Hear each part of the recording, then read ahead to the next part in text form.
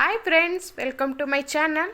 ಮನೆಯಲ್ಲೇ ರುಚಿಯಾಗಿ ಪುಳಿಯೋಗರೆ ಪುಡಿ ಮತ್ತು ಪುಳಿಯೋಗರೆನ ಹೇಗೆ ಮಾಡೋದು ಅಂದ್ಬಿಟ್ಟು ತೋರಿಸ್ತಾ ಇದ್ದೀನಿ. ನೋಡೋಣ ಬನ್ನಿ. ನೀವಿನ್ನೂ ಯಾರು ನನ್ನ ಚಾನಲ್ನ ಸಬ್ಸ್ಕ್ರೈಬ್ ಆಗಿಲ್ವೋ ಪ್ಲೀಸ್ ಸಬ್ಸ್ಕ್ರೈಬ್ ಆಗಿ. ಪುಳಿಯೋಗರೆ ಪುಡಿಗೆ ಏನೇನು ಬೇಕು ಅಂತ ನೋಡೋಣ ಬನ್ನಿ. 10 ಬಾಡಿಗೆ ಮೆಣಸಿನ್ಕಾಯಿ, 10 ಖಾರದ ಮೆಣಸಿನ್ಕಾಯಿನ ಒಂದು ಪ್ಯಾನಲ್ಲಿ ಹಾಕಿ ನಾನಿಲ್ಲಿ ಮೀಡಿಯಮ್ ಫ್ಲೇಮಲ್ಲಿ ಇಟ್ಕೊಂಡು ಅದನ್ನು ನಾನಿಲ್ಲಿ ಹುರ್ಕೊತಾ ಇದ್ದೀನಿ. ಇದು ಹುರಿದಿದ್ದಾದಮೇಲೆ ಒಂದು 2ರಿಂದ 3 ನಿಮಿಷ ಹುರ್ಕೊಳ್ಳಿ. ಹುರಿದಿದ್ದಾದಮೇಲೆ ಒಂದು ಪ್ಲೇಟಲ್ಲಿ ಹಾಕಿ ತಣ್ಣಗಾಗೋದಕ್ಕೆ ಬಿಡಿ. 1-2 ಸ್ಪೂನಷ್ಟು ನಾನಿಲ್ಲಿ ಕಡಲೆಬೇಳೆ, 1-2 ಸ್ಪೂನಷ್ಟು ಬಿಳಿ ಎಳ್ಳನ್ನು ತೊಗೊಂಡಿದ್ದೀನಿ, 1 ಸ್ಪೂನಷ್ಟು ಜೀರಿಗೆ, ಸ್ವಲ್ಪ ಮೆಣಸು, 2 ಸ್ಪೂನಷ್ಟು ಉದ್ದಿನಬೇಳೆ ತೊಗೊಂಡಿದ್ದೀನಿ, ಒಂದು ಸ್ವಲ್ಪ ಸಾಸಿವೆ, ಒಂದು 1/4 ಟೀ ಸ್ಪೂನಷ್ಟು ಮೆಂತ್ಯ ತೊಗೊಂಡಿದ್ದೀನಿ, ಸ್ವಲ್ಪ ಚಕ್ಕೆ, ಒಂದು 4 ಲವಂಗ.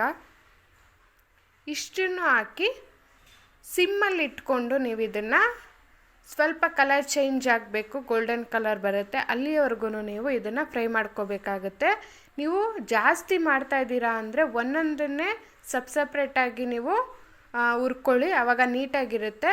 ಇದು ಸ್ವಲ್ಪ ಮಾಡೋದ್ರಿಂದ ನಾನು ಎಲ್ಲನೂ ಒಂದೇ ಸಲ ಹಾಕಿ ಫ್ರೈ ಮಾಡ್ತಾಯಿದ್ದೀನಿ. ಸ್ವಲ್ಪ ಕರ್ಬೇವಿನ ಸೊಪ್ಪು ಹಾಕ್ಕೊಂಡು ಅದನ್ನು ಕೂಡ ನಾನಿಲ್ಲಿ ಫ್ರೈ ಮಾಡ್ಕೊತಾ ಇದ್ದೀನಿ. ನೋಡಿ, ಎಲ್ಲನೂ ಕೆಂಪು ಬಣ್ಣಕ್ಕೆ ಬರಬೇಕು, ಕರ್ಬೇವಿನ ಸೊಪ್ಪೆಲ್ಲ ಗರಿಗರಿಯಾಗಿ ಆಗಬೇಕು, ಅಲ್ಲಿವರೆಗೂ ಫ್ರೈ ಮಾಡಿ ತಣ್ಣಗಾಗೋದಕ್ಕೆ ಬಿಡಿ. ಸ್ಟವ್ ಆಫ್ ಮಾಡಿ. ಈಗ ನಾನು ಮಿಕ್ಸಿ ಜಾರಿಗೆ ಅದನ್ನು ಹಾಕ್ಕೊಂಡು ಮೆಣಸಿನ್ಕಾಯಿ ಕೂಡ ಹಾಕ್ಕೊತಾ ಇದ್ದೀನಿ. ಒಂದು ಸ್ವಲ್ಪ 1 ಸ್ಪೂನಷ್ಟು ಧನಿಯಾ ಪುಡಿ ಹಾಕ್ಕೊತೀವಿ. ಧನಿಯಾ ಕಾಳು ಇದ್ದರೆ ನೀವು ಅದನ್ನು ಹುರಿದ್ಬಿಟ್ಟು ಹಾಕ್ಕೋಬೋದು. ಈಗ ನಾನು ಮಿಕ್ಸಿ ಮಾಡಿಕೊಂಡು ಬರ್ತಾಯಿದ್ದೀನಿ. ಪೌಡರ್ ಮಾಡ್ಕೋಬೇಕು. ನೋಡಿ, ರೆಡಿ ಆಯಿತು ಪುಳಿಯೋಗರೆ ಪೌಡರ್ ಇದು. ನೀವು ಇದನ್ನು ಸ್ಟೋರ್ ಮಾಡಿ ಜಾಸ್ತಿ ಮಾಡಿದ್ರೆ ಇಟ್ಕೊಂಡು ನೀವು ಯಾವಾಗ ಬೇಕೋ ಆವಾಗ ಉಪಯೋಗಿಸ್ಕೋಬೋದು. ತುಂಬಾ ಚೆನ್ನಾಗಿರುತ್ತೆ. ಮನೆಯಲ್ಲೇ ಮಾಡಿಟ್ಕೊಳ್ಳಿ. ಇದನ್ನು ಮಾಡಿಕೊಂಡ್ರೆ ಪುಳಿಯೋಗರೆ ಮಾಡೋದು ತುಂಬ ಬೇಗ ಆಗುತ್ತೆ, ತುಂಬ ಟೇಸ್ಟ್ ಕೂಡ ಇರುತ್ತೆ. ಈಗ ಪುಳಿಯೋಗರೆ ಗೊಜ್ಜು ಹೇಗೆ ಮಾಡೋದು ಅಂದ್ಬಿಟ್ಟು ನೋಡೋಣ ಬನ್ನಿ. ನಾನಿಲ್ಲಿ ಒಂದು ಪ್ಯಾನ್ ಇಕ್ಕಿದ್ದೀನಿ. ಫಸ್ಟು ಹುಣಸೆ ಗೊಜ್ಜನ್ನು ಮಾಡಿಕೊಳ್ಳೋಣ. ಅದಕ್ಕೆ ನಾನಿಲ್ಲಿ ಒಂದು ಹಳೆ ಹುಣಸೆಹಣ್ಣು ತೊಗೊಂಡಿದ್ದೀನಿ. ನೀವು ಯಾವ್ದು ಬೇಕಾಗಿರೋ ತೊಗೋಬೋದು. ಹಳೆ ಹುಣಸೆಹಣ್ಣು ತೊಗೊಂಡ್ರೆ ಚೆನ್ನಾಗಿರುತ್ತೆ ಅಂದ್ಬಿಟ್ಟು 1 ಕಪ್ಪಷ್ಟು ಹುಣಸೆಹಣ್ಣ ಹುಳಿನ ನಾನಿಲ್ಲಿ ಹಾಕ್ಕೊತಾ ಇದ್ದೀನಿ. ರುಚಿಗೆ ತಕ್ಕಷ್ಟು ಉಪ್ಪು ಹಾಕ್ಕೊತಾ ಇದ್ದೀನಿ. ಉಪ್ಪು ಹಾಕಿ ಕುದಿಯೋದಕ್ಕೆ ಬಿಡಿ. ನೋಡಿ, ಕುದ್ದಾದ್ಮೇಲೆ ಈ ರೀತಿ ಕಮ್ಮಿ ಆಗುತ್ತೆ, ಅದು ನೀರಿನ ಅಂಶ ಎಲ್ಲ ಹೋಗಿ. ಅದಕ್ಕೆ ನಾನಿಲ್ಲಿ 1-2ರಿಂದ 3 ಸ್ಪೂನಷ್ಟು ನಾವೇನು ಪುಳಿಯೋಗರೆ ಪುಡಿನ ರೆಡಿ ಮಾಡಿ ಇಟ್ಕೊಂಡಿದ್ರಲ್ಲ, ಖಾರ ನೋಡಿಕೊಂಡು ನೀವು ಹಾಕ್ಕೋಬೋದು. 3 ಸ್ಪೂನ್ ಇಲ್ಲಿ ನಾನು ಇಲ್ಲಿ ಹಾಕ್ಕೊತಾ ಇದ್ದೀನಿ. ಇದು ಹಾಕಿದ್ಮೇಲೆ 1 ಸ್ಪೂನಷ್ಟು ನಾನಿಲ್ಲಿ 1ರಿಂದ 1.5 ಸ್ಪೂನಷ್ಟು ಬೆಲ್ಲದ ಪುಡಿನ ಹಾಕ್ಕೊತಾ ಇದ್ದೀನಿ. ಬೆಲ್ಲದ ಪುಡಿನ ಸ್ಕಿಪ್ ಮಾಡೋಕ್ಕೆ ಹೋಗ್ಬೇಡಿ, ಟೇಸ್ಟ್ ಚೆನ್ನಾಗಿರುತ್ತೆ. ಕಮ್ಮಿ ಹಾಕ್ಕೊಳ್ಳಿ ಅಥವಾ ಜಾಸ್ತಿ ಹಾಕ್ಕೊಳ್ಳಿ, ಸ್ಕಿಪ್ ಮಾತ್ರ ಮಾಡೋಕ್ಕೆ ಹೋಗ್ಬೇಡಿ. ದೇವಸ್ಥಾನದಲ್ಲಿ ಕೊಡೋ ಪುಳಿಯೋಗರೆ ಥರನೇ ಇರುತ್ತೆ ಬೆಲ್ಲ ಹಾಕಿದ್ರೆ ನೀವು. ಆ್ಯಂಡ್ ಈ ರೀತಿ ಮಾಡಿಕೊಂಡ್ರೆ ದೇವಸ್ಥಾನದ ರೀತಿಯೇ ಇರುತ್ತೆ ಪುಳಿಯೋಗರೆ. ಸೊ ಬೆಲ್ಲ ಮಾತ್ರ ಸ್ಕಿಪ್ ಮಾಡೋಕ್ಕೆ ಹೋಗ್ಬೇಡಿ. ನೋಡಿ, ಬೆಲ್ಲ ಮತ್ತು ಆ ಪುಡಿ ಹಾಕಿದ್ಮೇಲೆ ಸ್ವಲ್ಪ ಗಟ್ಟಿ ಆಗುತ್ತೆ. ಈ ರೀತಿ ಗಟ್ಟಿ ಆದರೆ ನಮಗೆ ಸಾಕು, ಇನ್ನೂ ಗಟ್ಟಿ ಮಾಡ್ಕೊಳಕ್ಕೆ ಹೋಗ್ಬಿಡಿ, ಪಕ್ಕಕ್ಕಿಡಿ. ಆಮೇಲೆ ಒಂದು ಬಾಣಲಿಗೆ ಎಣ್ಣೆ ಹಾಕ್ಕೊತಾ ಇದ್ದೀನಿ. ಒಂದು 6 ಸ್ಪೂನಷ್ಟು ಎಣ್ಣೆ ಹಾಕ್ಕೊಂಡಿದ್ದೀನಿ. ನೀವಿನ್ನೂ ಜಾಸ್ತಿ ಹಾಕ್ಕೋಬೋದು.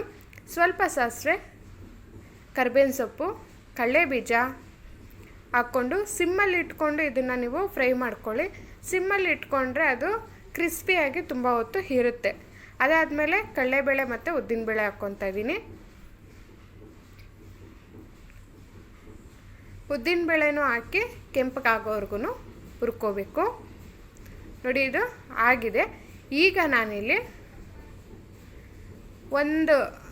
2 ಒಣಮೆಣ್ಸಿನ್ಕಾಯಿ ಮತ್ತು ಬಾಡಿಗೆ ಮೆಣಸಿನ್ಕಾಯಿ ಹಾಕಿ ಫ್ರೈ ಮಾಡ್ಕೊತೀನಿ.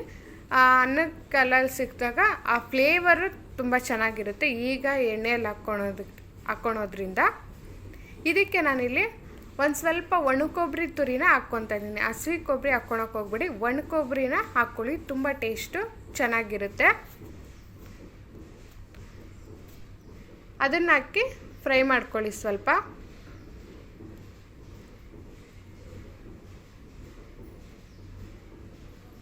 ನೀವು ಮನೆಯಲ್ಲೇ ಈ ರೀತಿ ಮಾಡ್ಕೊಂಡು ಒಂದು ಸಲ ನೀವು ಟ್ರೈ ಮಾಡಿದ್ರೆ ಮತ್ತೆ ಮಾಡ್ತಾ ಇರ್ತೀರ, ಅಷ್ಟು ಟೇಸ್ಟಿಯಾಗಿರುತ್ತೆ. ಆವಾಗಲೇ ನಾವು ಹುಣಸೆ ಗೊಜ್ಜನ್ನ ಬೇಯಿಸಿ ಇಟ್ಕೊಂಡಿದ್ರಲ್ವ, ಈಗ ನಾನು ಅದನ್ನು ಹಾಕ್ಕೊತಾ ಇದ್ದೀನಿ. ನೀವು ಫಸ್ಟೇ ಬೇಯಿಸಿ ಇಟ್ಟಿರೋದ್ರಿಂದ ಈ ಗೊಜ್ಜು ಟೇಸ್ಟ್ ಬೇರೆ ಥರ ಇರುತ್ತೆ. ಮತ್ತು ಆ ಕಡಲೆ ಬೀಜ ಎಲ್ಲನೂ ಕ್ರಿಸ್ಪಿಯಾಗಿ ಹಾಗೇ ಇರುತ್ತೆ. ಈ ರೀತಿ ಮಾಡಿ ಟ್ರೈ ಮಾಡಿ ನೋಡಿ. ಇದು ಹಾಕಿ 1-2 ನಿಮಿಷ ನಾನು ಇದನ್ನು ಬೇಯಿಸ್ತಾ ಇದ್ದೀನಿ. ಅದಾದಮೇಲೆ ಸಪ್ರೇಟಾಗಿ ನಮ್ಗೆ ಅನ್ನಕ್ಕೆ ಎಷ್ಟು ಬೇಕೋ ಅಷ್ಟು ಗೊಜ್ಜನ್ನ ಹಾಕ್ಕೊಂಡಿದ್ದೀನಿ. ಕಲಸೋದು ಪುಳಿಯೋಗರೆ ಗೊಜ್ಜು ಕಲಿಸ್ಬೇಕಾದ್ರೆ ನಾವೇನು ಪುಳಿಯೋಗರೆ ಪುಡಿ ಮಾಡಿಕೊಂಡಿದ್ರಲ್ಲ ಒಂದು ಅರ್ಧ ಸ್ಪೂನ್ ಹಾಕಿ ನೋಡಿ ಕಲಸಿ. ಪುಳಿಯೋಗರೆ ತುಂಬ ರುಚಿಯಾಗಿರುತ್ತೆ.